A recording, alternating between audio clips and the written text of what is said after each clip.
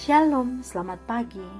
Renungan pagi Sabda Bina Umat, Minggu 19 Juni 2022. Firman Tuhan pagi ini terambil dari Efesus 1 ayat 1 sampai 4. Demikian firman Tuhan. Dari Paulus, Rasul Kristus Yesus oleh kehendak Allah, kepada orang-orang kudus di Efesus, orang-orang percaya dalam Kristus Yesus. Kasih karunia dan damai sejahtera dari Allah Bapa kita dan dari Tuhan Yesus Kristus menyertai kamu. Terpujilah Allah dan Bapa Tuhan kita, Yesus Kristus, yang dalam Kristus telah mengaruniakan kepada kita segala berkat rohani di dalam sorga. Sebab di dalam Dia Allah telah memilih kita sebelum dunia dijadikan, supaya kita kudus dan tak bercacat di hadapannya. Demikian firman Tuhan. Renungan pagi ini bertema penyelenggaraan Allah. Deus Providebit adalah semboyan dalam bahasa Latin yang berarti Allah akan menyelenggarakan.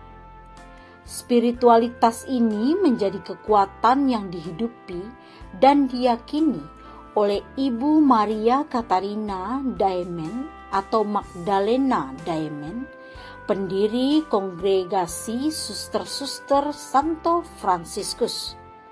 Semangat Deus Providebit meyakini bahwa kehidupan ini terselenggara tidak semata-mata karena kehendak manusia, tetapi adanya Allah yang mengatur kehidupan. Allah sebagai penyelenggara di tengah ladang pelayanan miliknya juga menjadi semangat yang diyakini dan dihidupi oleh Paulus. Dengan tegas Paulus mengatakan bahwa status kerasulannya serta status jemaat Efesus adalah karena Deus Providebit. Ayat pertama bacaan kita menyatakan dari Rasul Paulus, Rasul Kristus Yesus oleh kehendak Allah.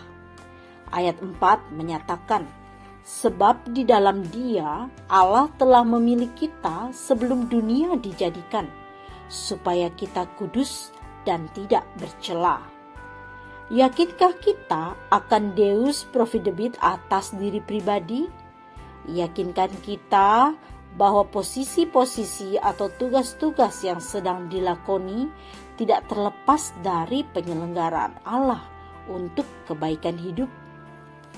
Apa tujuan Allah memilih orang untuk menjadi miliknya?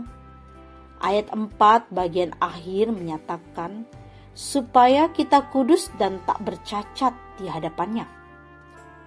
Kados adalah bahasa Ibrani untuk kata kudus. Arti kata ini adalah terpisah, khusus, atau tidak tercampur. Tentang hidup khusus atau terpisah, Efesus 4 ayat 17-32 memakai istilah manusia baru. Ketika orang percaya yang diminta untuk hidup kudus sebagai manusia baru, sabdanya berkata, jangan hidup lagi sama seperti orang-orang yang tidak mengenal Allah dengan pikirannya yang sia-sia dan pengertiannya yang gelap, jauh dari hidup persekutuan dengan Allah. Jadi, untuk menjadi manusia baru, jangan hidup jauh dari Allah. Hiduplah dekat-dekat dengan Allah. Selaraskanlah cara hidup dengan kehendak Allah, supaya kita tampak sebagai orang-orang pilihan Allah.